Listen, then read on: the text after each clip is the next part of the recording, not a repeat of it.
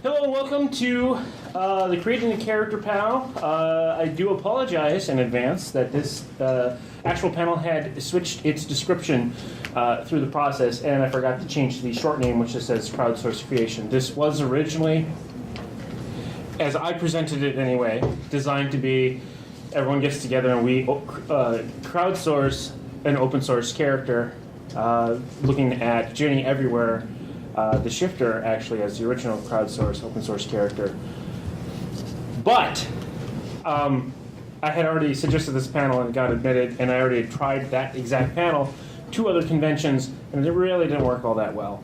Instead, it turned into what we're going to be doing today, which is basically take a look at what it takes to create a new character and join others in learning to create an original character and avoiding the Mary Sue. I'm Fes, and I apologize for myself. To my right, we have SD Hintz, editor-in-chief at KHP Publishers, and an author myself. I'm Tania. I'm a work-in-progress author.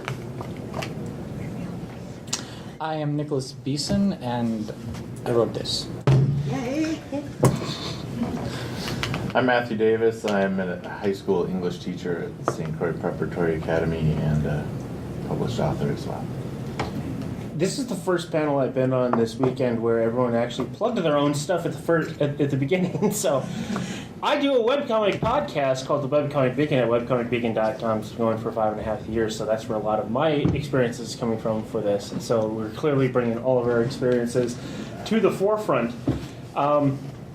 When you're creating a character, I should also mention there is also another panel, I think tomorrow or Sunday, that's on world building. Page 1 world building, 12:30 to 1:30. There you go. Which day? 12:30 to 1:30 tomorrow. I'm on it as well. Right. Yep. So that would be another panel of interest. But today we're just going to be talking about character creation. Now, there's a couple of ways. There are at least 2 basic ways of creating a character, and that is you're writing a character first, or you're drawing a character first. I was wondering if anybody on the panel has any particular preference, or if people can turn off their phones. If how does everybody here in their own works create a character from the ground up? Depends on the character.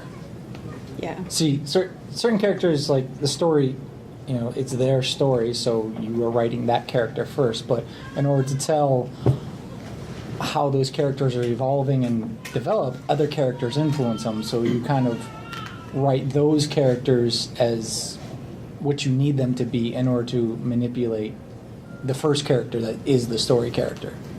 So you're talking about it sounds like we're more or less talking about a main character here. So let's go ahead and start off with talking about main characters, forefront characters. I think what you brought up is a little bit more about it depends on if you're creating a story for a character you have, or if you're creating a story for a character or a character for a story. I suppose we can talk a little bit about the story, but sometimes people do again kind of if you start with the character first, or if you start with the world or the story first.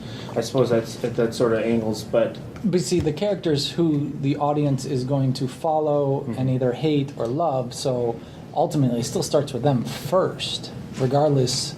And so their character, who they are, is, you're not starting with the world, you're not, the world becomes secondary almost if you're looking at, because people are going to relate to the character better than they will an inanimate object.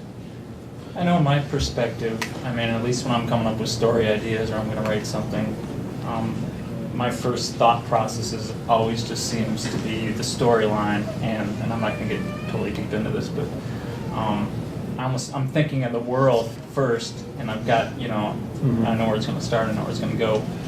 And then I know kind of what character I'm going to need. Is it going to be a character that's going to have a strong personality, and kind of like what I'm writing now.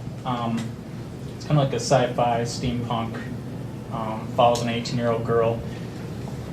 She's got some magical powers, but I based her, and thank God my wife's not here, and she has no idea about this, but I based her on my wife. I'm recording. Now she's gonna watch it. Glad I said that. But anyways, so the reason why I based her on my wife. My wife is actually a burn victim. She was a burn victim as a child due to some bad parenting, but so hence she's got a very strong personality. But she also has a lot of mannerisms that I've been able to work into the character, such as, you know, if we're in a public place, you know, she's kind of burned on the bottom half of her face. So a lot of times, you know, her mannerisms are covering up her face, or, you know, that's really important too when you're creating characters. You really got to keep in mind, you know, whatever their personality is, what kind of mannerisms are they going to have as well. I actually brought step one of how I create a character, and I usually name them. And either that or I discover, there's a wonderful site called behindthename.com, and you can search by name meanings. So if I'm looking for a character that has particular attributes, such as like elemental, fiery, watery, you can find names that follow that attribute. That's most of the time my first step into making a character. I wonder if people ever start creating a character by just looking at names first. And it's like, ooh, Yeah. that'd be an interesting character based on the name alone. Well, just going into this is I just randomly grabbed it off my name book shelf. This is the book of Scottish names. And, for example, Hilda, this is a Germanic name meaning battle maiden. So if you're looking for a female fighter, Hilda would be a good name for her. Although there is the stigmata of the, now I'm blanking on it, the operatic figures. Well, that's not what I was smirked about. What No? what I smirked about was, first off, I have a question, just for perspective. Is anybody on the panel an artist? Okay, would you say you're an artist and a writer? Yes. More so? I Okay, so Illustrate and write. I'm also an artist and a writer, so that can also be some of the, as we move on, that might be some of our perspective coming in as well. No, I was thinking when I created my first webcomic, which was, you know, whatever, I was just having fun. And it's like, I kind of used to be really adamant about names having hidden meanings, and because sometimes when it comes out, it's like, oh, that's stupid. It's like, I don't know, there was like this one movie, I forget what it was, but the kid's name was called Aiden. And I heard that the reason why he's called Aiden is because he aids his parents at some point. It's like, oh, that's stupid. No. No, but then again, it's like, I guess if you go with like maybe more like a deeper meaning, because I did end up naming a couple of my characters. I actually spent some time in researching because I was like, developing. It's so foreign to me at this point. But no, it's. I don't know where I was going with this. So we're still talking about like creating the character point, and so far it seems like we are looking at sort of like a world we want to play in first.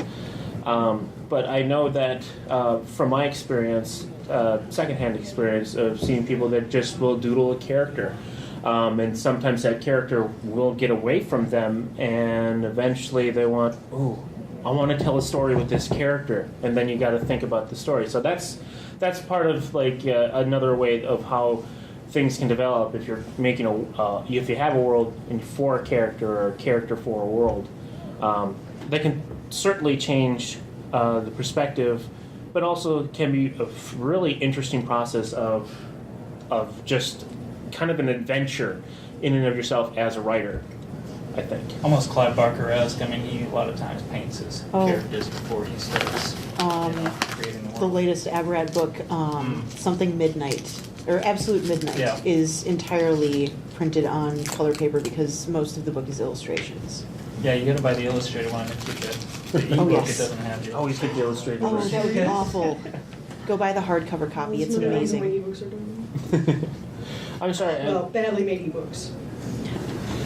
you haven't had a chance to weigh in on this first that's question. fine. I guess I'm kind of, most of the things that I would say would be in agreement with what has been said so far as finding out the purpose that the characters serve in the story, but also letting the characters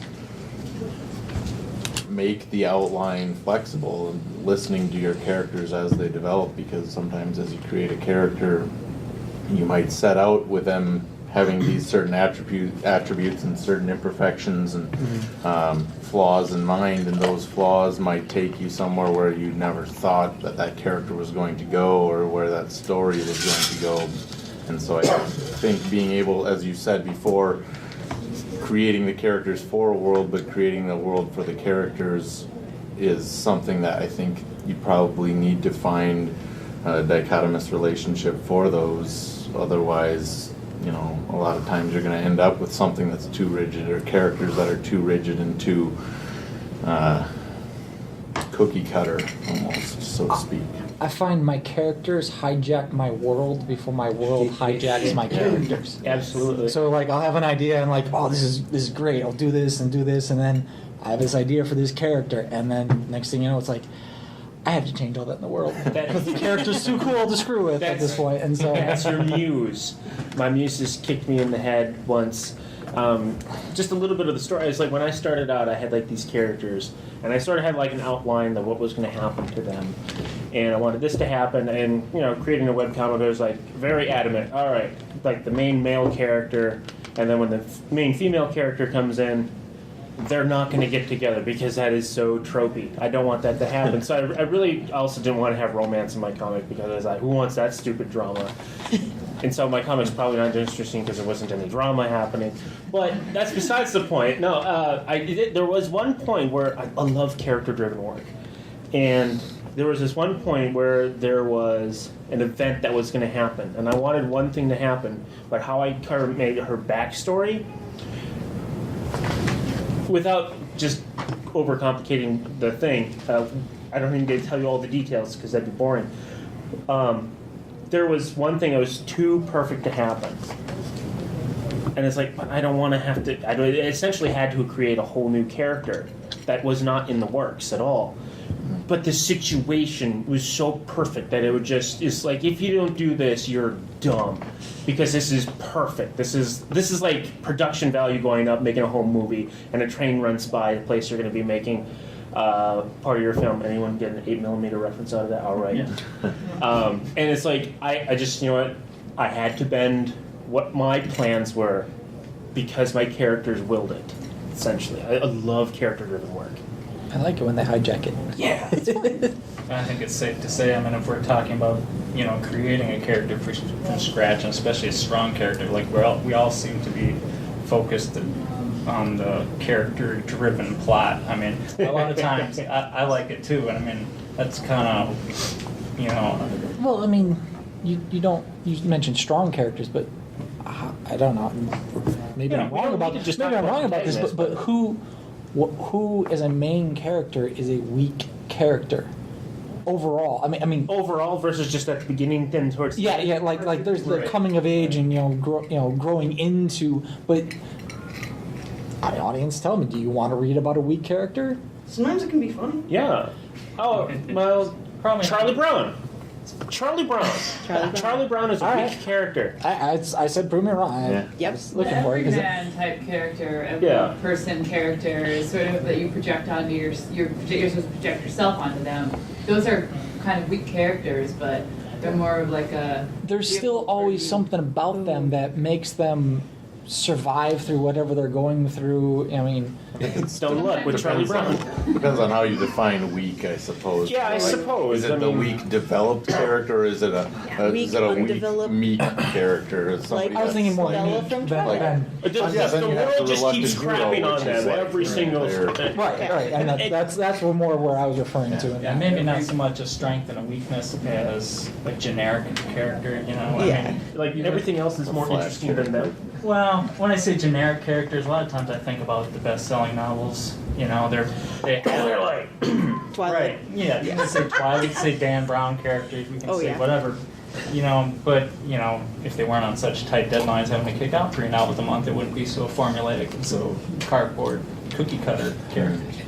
By the way, if anybody has a question or a comment, I think, feel free to raise your hand. I think there was a hand back There was here. a hand back there. I lost my train of thought, I'm sorry. All right, if you think about it. Don't apologize. If You're right. The train of thought has been derailed so many times. Oh, that's a great idea. No, I can't remember it. That's usually how I know whether or not I'm going to write a story. Is I'll have an idea, and if I can remember it 3 weeks later, then I'm really going to write it. Oh. That's a good way like to you. do it. I remember the idea about 4 years later, and the idea has stuck with me that long. Wow, that's a good idea. I should write it down eventually. So, I think we're already at a point where we're starting to think about putting this character, whatever role they are, mainly looking at the protagonist right now, just for the immediate perspective. Clearly, a lot of it's going to be tied into the story you want to tell, and then, of course, since I come from a webcomics background, that would be whether or not you want to do a long-form story sort of comic, or if you want to do like an ongoing gag-a-day or very short storylines together. That whole the dynamic can be fairly different of how you want the characters or how much the character actually comes out. If you have a story in mind, I'd have to say. But first off, who makes a character Bible, like a character sheet? Journal. Yes. That's basically so I don't forget and mix it up with another character down the I do. I'll write the descriptions down and everything. Just I don't know why. What's It's just I like like- to eat. Yeah. I mean, you can What go how real they dress, overboard. yeah, I think more like I wrote a story that got published way back when. He was a teenage kid, but he's obsessed with collecting antiques. So he'd walk around in a like Old West garb around his friends dressed normally, but he'd walk around in a duster and whatever. But it's one of those things. I just have to. I've got to detail all my characters in front of me. I don't know why. Maybe so I can just kind of see the dynamics and how they're going to work together. I think it's important to keep consistency in that way too. A lot of times, like, you might think something's cool or something that you could do with this character that would seem interesting for the story, but then you look at the character itself and they're like, well, that's maybe not as consistent with who he is or who she is as a character. And having that, sketch or that character journal or something like that might help you keep that in your mind too. So. Now, you kind of gave me a weird look, so I was wondering if you. Okay, I have to do that for my editors. I don't write out. I write out. So I do that. You're saying you got it all figured out? No, I have my characters in my head figure out my worlds that I build. I do that because the worlds get complicated sometimes, and it helps me work them out fully. But a character, for me at least, is background. I have a degree in psych, so human nature is kind of easy for me at times, especially if it's in my own head. I don't have to second guess certain things, so I don't need to map them out. Okay. So I start You're building pretty them. You're pretty good at keeping them. Okay, this is totally that character. I'm not gonna. Right, and when I write, and the editor will come back and be like, "Oh, how about this dialogue line or whatever?" I'd be like, "No, that's not the character." 'Cause I don't have that issue, and so it's for them that I have to create that sheet, not for myself. Interesting. Everyone's train of thought can be certainly different, especially us that tend not to write down our ideas too quickly as they come to us. So I think I do it more out of paranoia than anything. Like you said, your worlds get so complicated. A lot of times the storylines, and all the subplots, and it's just like, I don't want to forget this, especially down the road. I want to remember what that character was wearing, Well, I mean- 100 pages ago. Okay, yeah. Well, I mean, since I wrote it down, I'll actually physically go back and look at it, but I don't make it cheat sheet to tell me the character does this or that or anything like that. That's Yeah. one. I mean, what they wear changes constantly. can. I mean, you Can. also don't want to screw up what eye color they have either. Oh, yes. Yeah, Yeah. I mean, That's but the whole world, if the character, I already know when I start to write a character whether or not I'm going to have the character change as a person throughout the story, or if they are the solid moment throughout the book, that they are this way, and they're just they're not going to be changed by the events that occurred, but they're going to survive or die or whatever through those events because of what they are. So this is a good lead-in for the next thing I wanted to talk about, which is essentially tropes. Because it's like whether or not a character stays as their role, as to who they are. I mean, you can't get away. Everything is a trope, really. I mean, more or less. You could argue this one way or another, but I think a lot of times people at least will start with a trope character as a base, and then work from there if they're going to be, well, for one, obvious, the hero for a real low-hanging fruit example here. But when it comes to actually picking out a character's role, does anybody here use tropes, at least consciously? I try not to. They usually end up fitting in somehow, but it's not a conscious effort. Okay.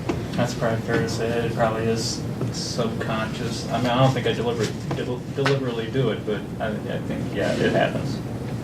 But I don't know.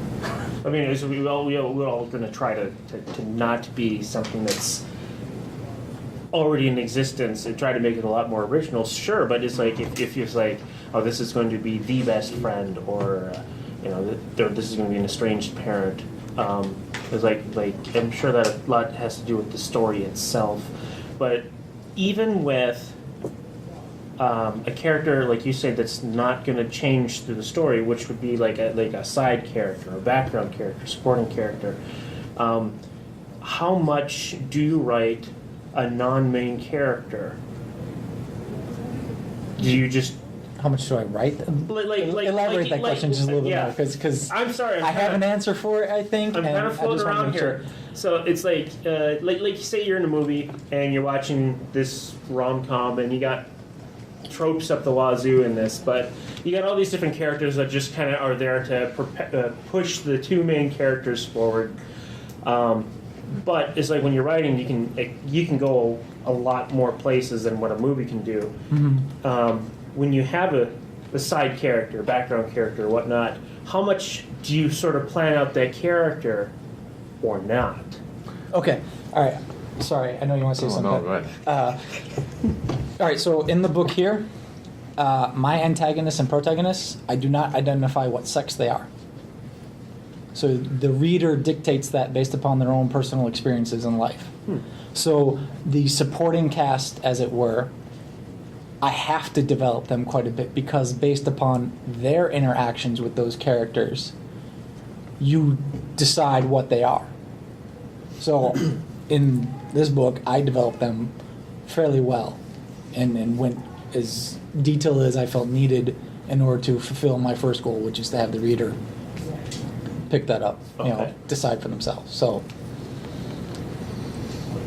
Oh, I was just going to say, I mean, I think it depends first on what your purpose is in creating that character in the first place. Are they fulfilling a specific role that can be a cliche, or that that they are fulfilling they are the dumb jock, or what role are they playing? And if that's their role, is to fulfill this little niche as far as a flat character would be concerned, then I think that it's fine to use those as, especially with perhaps side characters. But I think ultimately it's up to you as the author as far as what you've defined their role as in the novel or in the story itself, because if they're there to move the main character along from point A to point B, and they are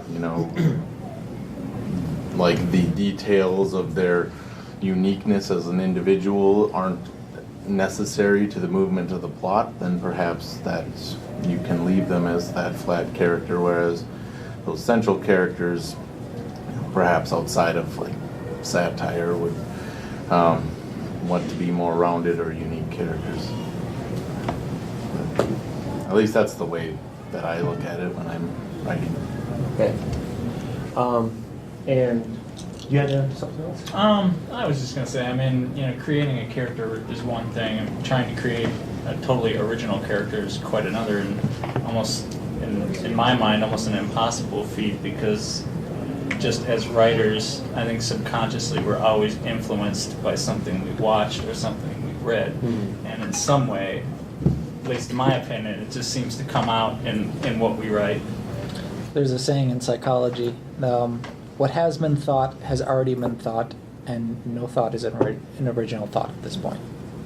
So if that is true, then nothing we write can be absolutely original, because it will tie in somewhere. Someone else can draw some kind of correlation to something else. But So we're all unique snowflakes. we are all unique.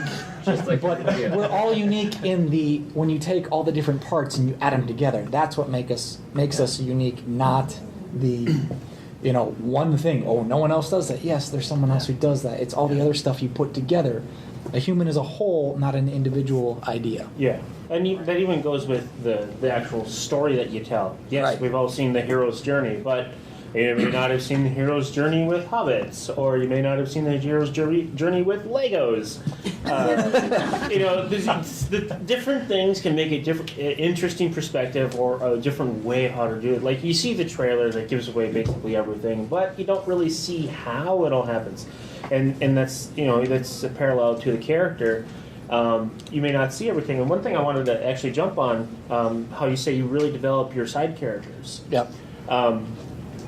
Does all that development ever completely come out, or is it come out in the final story, or just is a lot of it just kind of there in case the characters press it out of you while you're writing?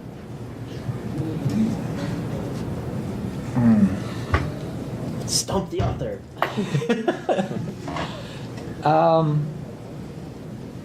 It's like I think the question is like, how much do you develop for the intent of being used versus leaving enough open in case you'd like to add something later because it will work better? Yes. It's more or less the second one there, to leave it so that there's more room to work later on, and also so that, it's not a very big book. If I developed all the characters in there to their full extent. Now, you'd be like Charles Dickens, who has to explain every single character. I do a lot of my description of a character and telling you who they are and how they act, and what they do, what they say, how they say it, as you would if you were watching a movie. You don't really get the background story of all these people. You get that from what you see. And the other thing I do that a lot of authors do as well, which I personally find annoying, is that they tell you the same thing over and over again about the same character. They've got those like little taglines that describe the character, and every time it's like, no, why? I don't care. Redundancy's never good.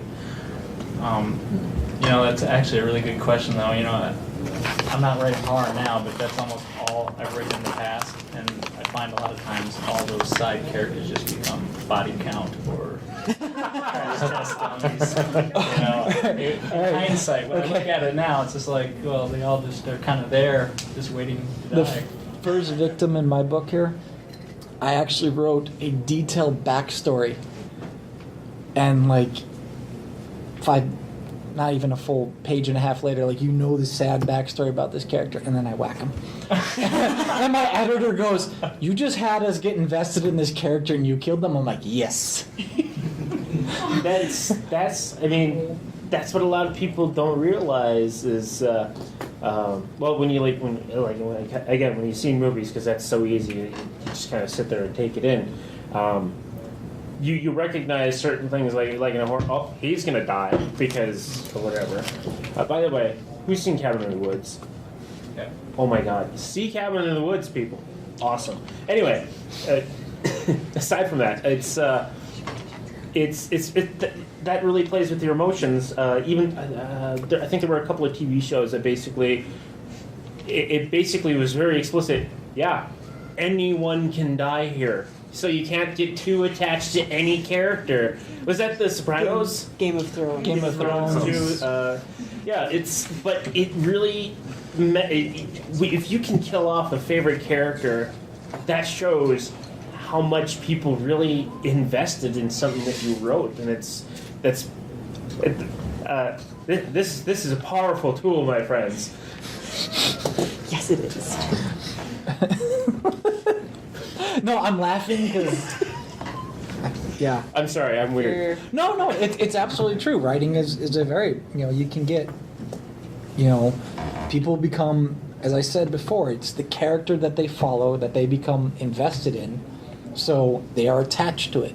And so if you do something wrong or good to a character, and the readers can get a hold of you, they can be very upset or very happy and like surprised as to what you did to the characters. And so it just makes me laugh because you're right. It's they're just words, and by themselves, like as I said before, an individual thing as a human, that doesn't make you unique. It's when you put them all together, it becomes something special. Mm-hmm. It's the same thing with characters. Absolutely.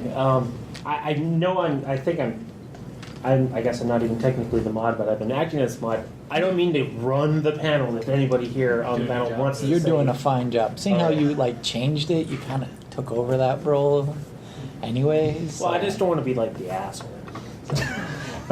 No, I think I might be the asshole at the table, so it's okay. So Trust me, I've seen panels with assholes this past few days. No, you guys are doing fine. Okay.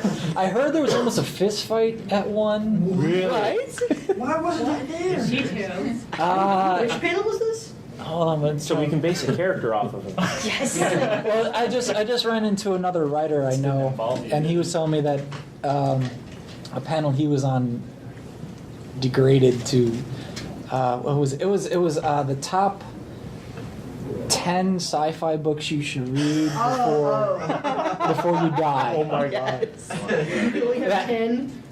Before you die. Before you die, the top, I think it was top 10, top 100, and he said that it I just. think it was the top 100 Or maybe it's- books to read before you die. Okay, all right. If it was 100, that was way too. Yeah, Okay, it that's was way too much 100 for a panel. But apparently the panelists came in with their lists and they all they went through them, and I guess a couple of them had non-popular.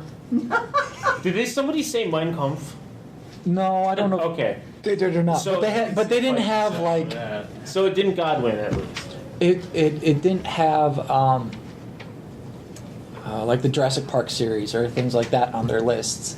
And the author that I was talking with, he was telling me that you have to have that because that stuff got a lot of people into sci-fi, so that you at least know what drew people in, all these other things. I mean, not the best books, but and so apparently this started a huge fight through the whole group, and I'm like, Is somebody recording it? huh? Is somebody videotaping? I have no idea. Damn it. I didn't ask that. So cool. Oh, we could start a fight and then you get it on video. I really? But we have sonic screwdrivers. We have books. I'm sorry.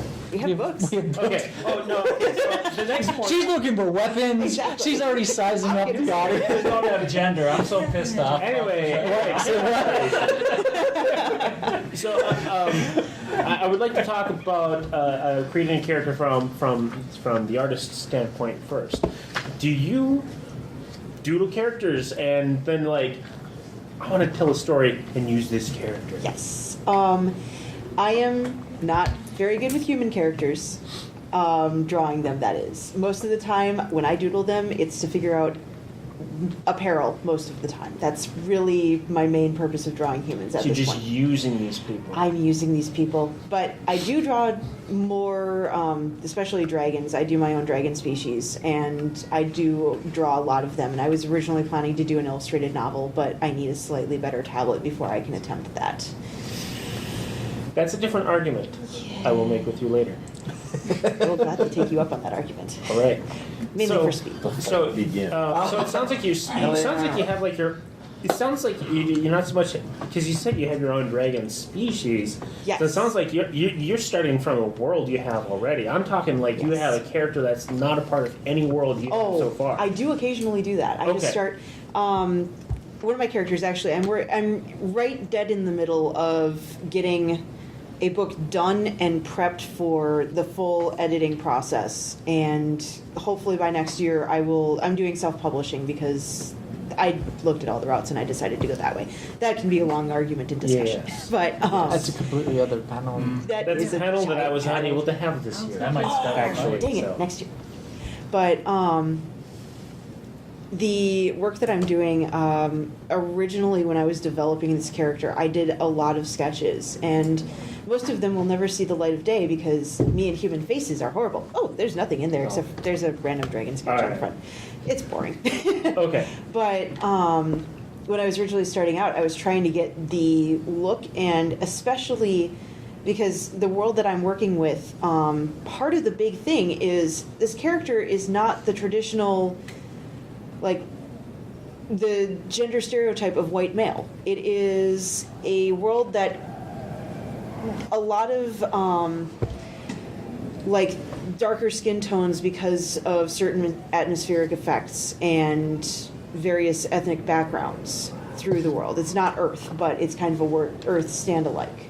So it was mainly trying to figure out, get an image in my head of, okay, so what does this character look like so I can actually write this character and describe him in not a 25-word essay of what does he look like, and have the reader be able to see them in their mind's eye. And communicating the character, I think, is the main thing that I like to do.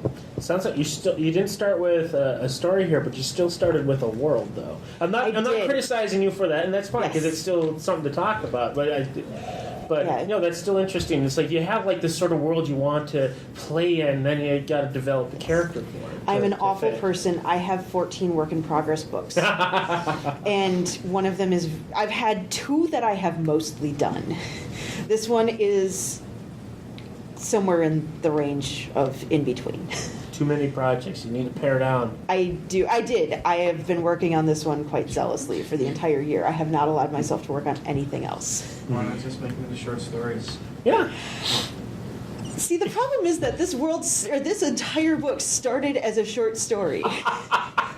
And now it is looking to be an over 500-page book. That's short. Short. Right. It's only 500 pages. It's not that long. What's the word count? Right now I'm at 75K, and hear there's. her brain melting. Just done.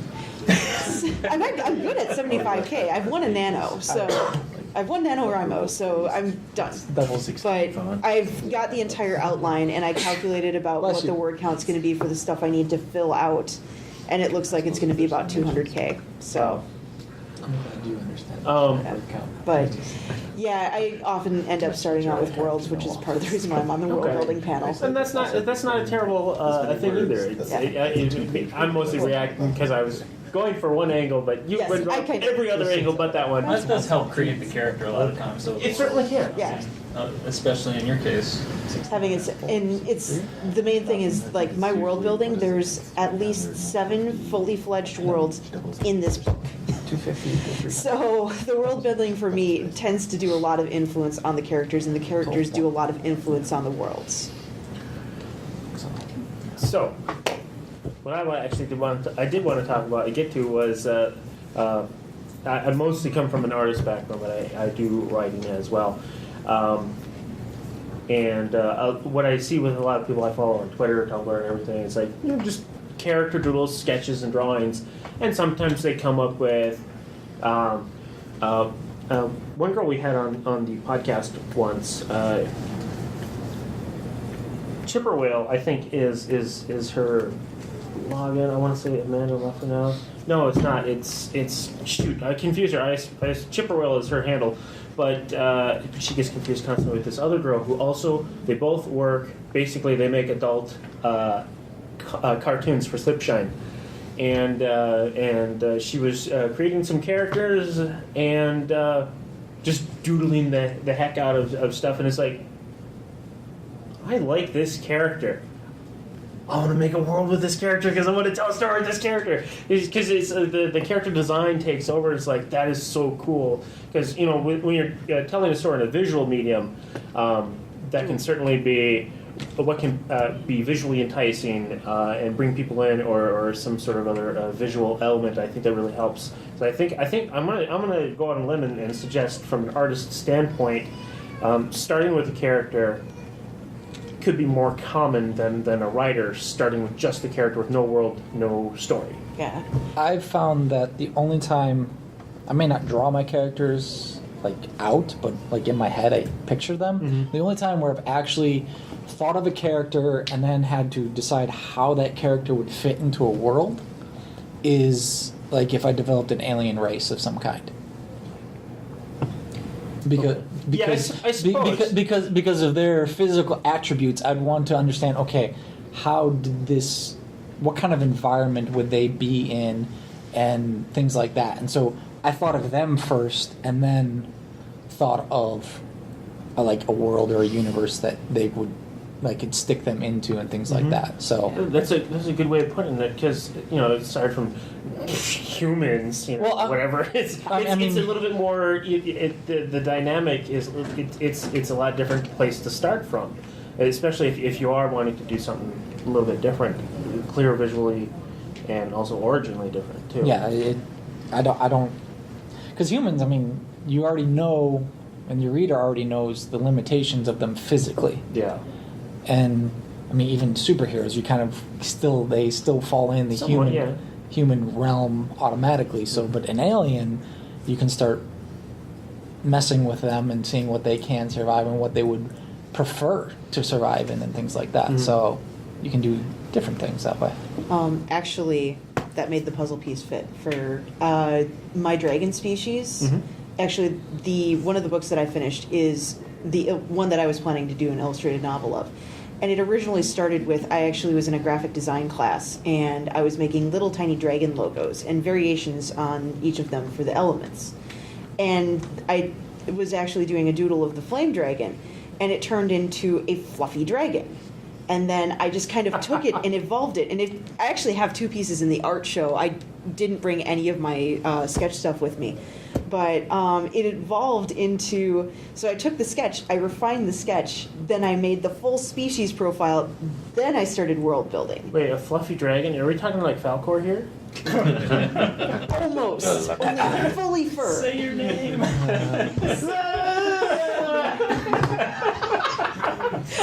We don't.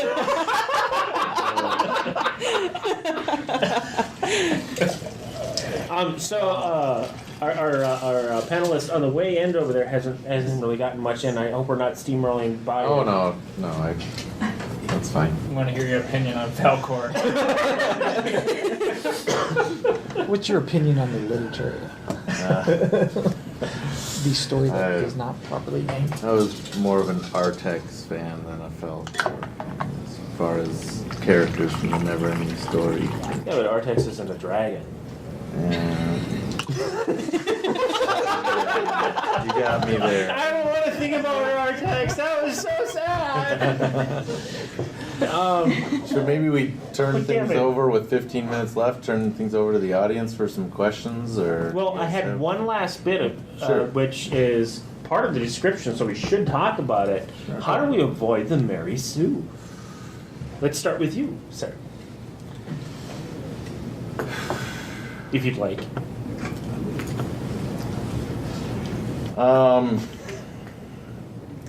I think personally that, as we've kind of talked about throughout the panel so far, that creating characters, there isn't really anything that's completely new in the world of, like, as far as humans are concerned and as far as the limitations that we have to work with.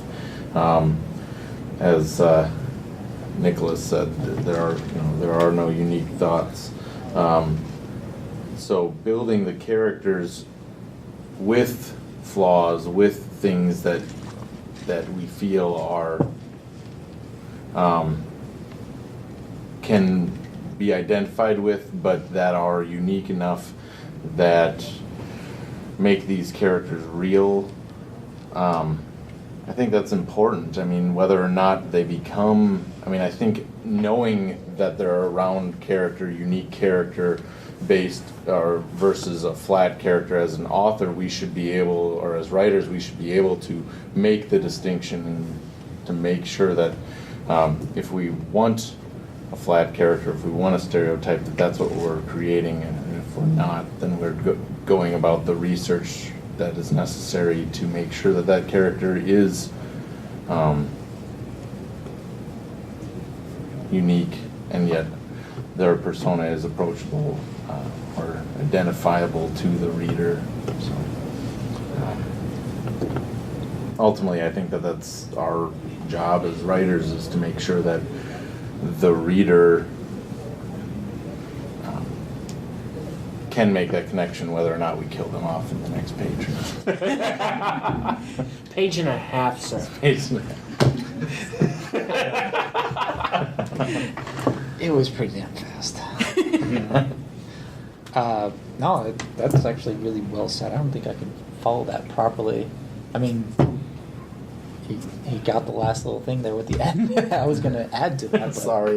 No, it's good. No, you know what? It's always good when someone can articulate a proper answer fully so that you can sit back and go, that's a nice job. I don't have to do anymore. Unless you got... That was a much deeper answer that I was going to go for. I mean, it's like, it's, you don't want to make a Wesley Crusher, to be honest, because he becomes an annoying character, and it's like, maybe you don't notice it when you're a kid, but when you go back, it's like, God, this kid's an asshole. You just know it all, little asshole. Will Wheaton knows that. Absolutely, see? But at the same time, though, you do sometimes want to make those characters, because you do want your audience to go, I want to punch this person. If this person existed, they would be eating my fist right now. Jeffrey. But he's also, but with that, he's also not a main character. So, but I can see that what you said to a point. But when you have like a main character that's Mary Sue, absolutely, totally, is like that can be, unless you. I mean, I would argue that there are no rules and you can do whatever you want, because sometimes you can go against the grain and do something very unexpectedly. So I'm not going to say never make a Mary Sue, because some people can really make it work. So there's that. But for a main character, you're going to have a lot more scrutiny for that, especially since I'm going to bring up webcomics again. A lot of people will make their own comic with basically an analog for themselves, with an avatar of themselves in there. And sometimes it's opposite of Mary Sue, where it's just they're Charlie Brown, basically. Nothing goes right for them. And but yeah, the Mary Sue is a lot of people will say it's a mark of a bad writer. When it's like, oh, everything goes their way, they can do no wrong. Oh, they're gonna figure out the answer to everything, and this is like, again, unless you're a good writer or you have a particular plan, you could lose a writer real quick. And this is, of course, when you're looking at from webcomics, it's available online, it's free, read it, people can leave at any point. You buy a book, you're kind of stuck with it. I don't know how often that somebody will just get into the first chapter is like, ugh, and just throw the book away. Well, I already bought it, so maybe there's... You get the whole... I'm not insulting you. I'm not insulted. So. Okay, I wasn't sure if you were taking this the wrong way. I know, I understand what you're saying. Or even a graphic novel. You got the whole thing there. Well, they'll just stop reading it. They won't throw it away. They'll just stop reading it, is what they'll do. I don't know who just stops reading a book that they bought. Lots of people. Lots of people do. Really? Oh, yeah. I did. Okay, here's the thing. People will walk out of movies. A lot harder to do that because of the social stigma of, oh, that person just got up and they never came back. But people can get your money back. Is like, this movie is, I want a refund. You can't. Can you do that with a book? You just you go to Barnes. No, well, not. Well, Amazon has. You can't. Amazon has it. But my point though is that people will put down a book and walk away just as easy as what you're describing for a webcomic if they do not like it. They're just like, oh, I can't handle it. These characters are annoying, or I don't. Quick, re-gift it before. Exactly. Before you bend the spine. The spine's not bent enough. Here you go. Sell it on Amazon and then write a negative review on Amazon after you sell it. Yes. Or they'll just donate it to the local library or whatever. I mean, that's. Yeah, I think an investment can be either monetary or time-based. I think in reading it's more time-based than it is monetary-wise, and that's the. I mean, books are what, $20-$30 at the most for a lot of them. They've been creeping up into the 35 range. Well, if we're talking recently. about hardcovers. Yeah, if you're talking about hardcovers, but I mean, new books. so it's the time that you spend more of in reading some of these things than the money. Yeah. And so people, if they don't like it, they'll divorce themselves from it and not give up the time if they've already given the money. I'm sure many people here have a list of books that they're working their way through, and I know that I'm one of those people that, you know, if I'm starting into a book that's on my list and I'm like, you know what, this is just not where I want to be right now, just leave the bookmark in it and set it aside. If, you know, maybe I get back to it, maybe I don't, you know, but I'm moving on. And, you know, I think that, you know, sometimes authors are fortunate if readers come back to it, I guess, maybe. But I guess once they bought it for the author. So, Oh no, I want them to read it. I want them to buy this sequel. Yeah, but No, I want them to read it because I wrote it. I mean, because in my head, sorry guys, I'm totally hijacking, but it was in my head, and it was in my head for like 10 years. And so I enjoy the story that was in my head, and I want other people to, so that's why I wrote it. yeah, You know, so you hope that they have the same experience reading it that you basically had writing it, or that you had creating it. creating it, writing it was torture. Yeah. Can I comment on that? For the vast majority of us writers, for the vast majority, now maybe you guys are the exceptions, we are not going to make a whole lot of money doing this. If you're in it for the money, you're in the wrong business. No. Yeah. And so I mean, so I agree with you 100%. What I've got, I want people to read. I don't care about whether I get the flipping royalty or not. It's I want the book in people's hands. I want them to read it, and I think that's very important to most people who write. Agreed. and then that changes once it becomes very, very popular. Then you're like, I'm going to do it on my own. I need more money. No, you sell it. I'm just. So Actually, you know, when we were talking about, you know, putting books down, kind of what Nicholas was talking about in a way, I think a lot of times people are buying the books for the character, not necessarily the author. You know what I mean? So if you have certain authors that certain have, authors, you're going to buy the book. yeah, you have an author that writes in different series with different characters. You know, are you gonna? People who read J.D. Robb aren't necessarily gonna go and read what the hell her other name is, Nora Roberts. Nora Roberts. Or Nora Roberts books. More than likely not, because you know maybe they don't like that genre, but they're usually really going to focus on look at the Gunslinger novels by Stephen King. I mean, that's probably a good representation of a character, but people kept, I think, following it really for Roland in that work. Yeah, and that was another thing that I forgot. No, You can blame me for it. Yeah, well, we were talking about Mary Susan and writing Yes. a character and whether or not, you know, it's kind of hard without any specific questions. I'm sure certain, you can usually find like a lot of things, like there's like Mary Sue checklists online, which you can use and run your character through, and you can use that as a standing point. Sometimes I would say that a writer is maybe too invested in what they're doing. They're tunnel visioned in what they're doing, and they don't see what would be to other people obvious flaws. That, oh my God, really? The character's gonna be like that? You're serious? You know, so a lot of people can get a lot of benefit from peer reviews if you're a little bit more seasoned writer, or you don't give a flying F. You know, it's you can do it, certainly do it in a different way. Some people do want to try to avoid marriage to, so those are methods for that. Again, anything you can do as a writer, if you can do it well, you can break so many rules with that. And with why somebody wants to pick up a book or read a story, it can certainly be because of the characters that are portrayed. When we see trailers, it's this quick abbreviated story of this guy, and he just can't find a girl or whatnot. So it's like, you're not really there for the story, but maybe something in the character is really whimsical that you want to, or something invested. Sometimes it does come down to setting and the story itself. But characters, I think, could really make or break a story, because I mean, you can like in comics, you'll get art versus writing a lot, And oh man, the art can be spectacular, but the writing can be absolute trite and terrible. But it's at least really pretty to look, like a Michael Bay movie. It's pretty to look at. It's really pretty to look at. And so it's like I don't know what the equivalent is for a text for just text. As far as if the characters aren't really great, is the world itself really interesting? Which you can make an argument. The world could be, because I've read stories where the world is like, I want more in this world. There's so much you can do with this world. It's so cool. But the story is so. But maybe you wanted more in some way. But yeah, I think a big heavy footprint is the character.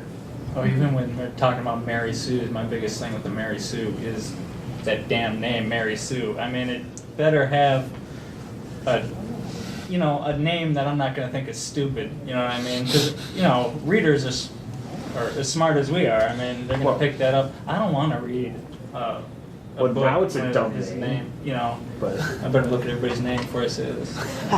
But I mean, agree. if his name's like, I don't know, John Smith or something, I'm not trying to bash Pocahontas, but I'm just saying. Or It Of all the does things a lot to of bash bad Pocahontas, It's well. got a lot of weight, though. It's been on in my house lately. But names. I is mean, I actually really, one of the worst. as a writer, a lot of times I spend too much time trying to come up with character No, I names don't just know to if you're aware give of them some kind of originality, I guess. Yeah, so yeah, you don't want your- uniqueness, You don't want your main character named John Everyman. Exactly. Unless you do. Well, again, you can break any rule if you can really make it work. But It's knowing the rules first and then knowing why you're going to break them.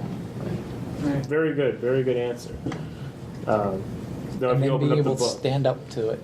yeah, Because you're gonna get beaten up. Yes. Oh my God, will you get beaten up for it? Interestingly enough, the comic I made originally was just like my stupid little dumb hobby comic. I was just doing it because whatever. It's like I had like furry characters and humanoid animals and humans together because I wanted to do crossovers with other webcomics and such. So whatever. And then everyone's like yelling at me. I was like, you have to explain it. You have to explain it. Why can't they just exist that way? Then there's like, I retroactively wrote a backstory for the entire world. Because you got to explain it. It's like, alright. But that is all I have to say. I'm sorry. So we're at the last 3 minutes. If anybody has any at all questions or advice or whatnot, raise your hand now. All right. Does Criticism? We'll take criticism. Yes. Yes. You disagree with anything we've said? All right. Oh, You said that your main characters don't have, that I do not identify their sex. you don't identify the sex of the round. You also like in your head just don't know or don't I know care what they are. No one else does. Oh, you do, but you just maybe. So there is an actual answer in your head. You just don't want anyone to know it. No one does know it, and not even you. No, I know it, but no one else but me knows it. My editors don't even know it. I mess with people, and when they make up their mind saying one character, oh, he does this, I'll really screw with them and go, so she did this because of why? And then they'll switch, and then I'll go back, and I'll just go back and forth just to mess with people. That's awesome. I have lots of fun. I can tell you have a psychology background. Would you believe that I make my living fixing computers? Oh. Well, you're a writer, so you have to have some other job. Yeah. For the moment, yeah, that's what I do. But no, no, my readers, they decide for themselves what it is based upon your schemas, what you've had in your life, what you've experienced, what you've witnessed. And I've gotten every permutation. I tend to get one permutation more than another one, as to the male-female, male-male, female-female combo. Mm-hmm. I've had something really cool that happened that goes above and beyond what I expected, and someone actually gave proper names to the character. They saw them so much as like a John that they just said, "This is like my buddy John. This is So they just named the character that. Wait, so they're not even named in there with like They're ambiguous names, or They're how they're introduced is by their action of what they're doing, and was referred to as the driver, and was referred to as the dark figure. Interesting. So you're probably using they a lot. I use they, them, and their, and I break the English language that way, which is where people. I'd say it's evolved. You have to, then, especially. Actually, when you know have, what's funny when you is have that non-binary genders these days that be more acceptable. Twitter actually uses the same nomenclature I do for not describing what the gender is of the people who you know are using whatever, and I'm like, oh, didn't know that.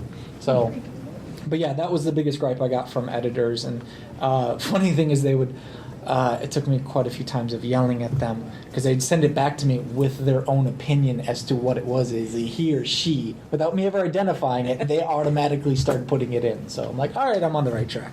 It's pretty interesting socially that everyone feels the need. You can't help it. Yeah. You can't help it. It is. We are set up. We are pre-programmed to be one or the other, and it's your schemas are going to dictate whether or not you view a role in society as more female or male, and it also is generational, where more of an older generation sees a certain character as a male.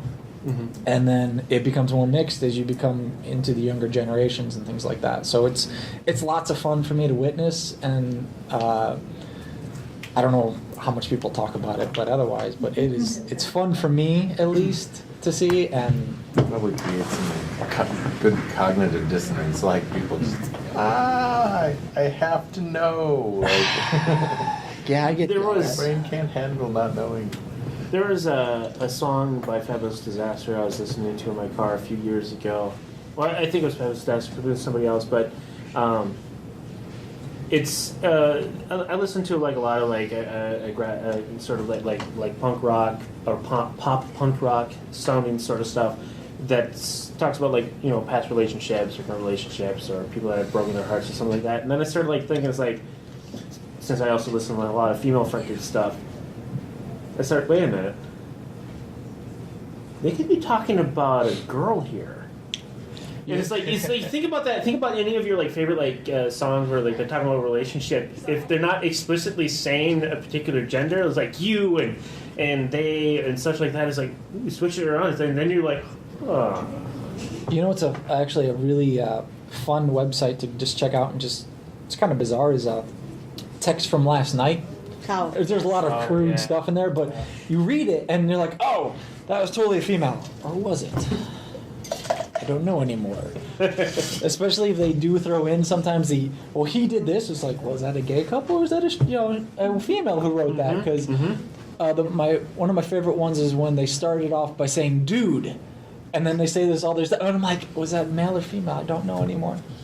So, I totally. I grew up in St. Cloud, and I don't know. It just turned out, you know, girls would say, "Hey guys" to their group of girls. And they say, I say "dude" to girls all the time, but whatever. Anyway, the panel is over. I apologize for rambling. Thank you for coming here. Thanks, guys. And I look forward to another panel tomorrow at 12:30 about world building.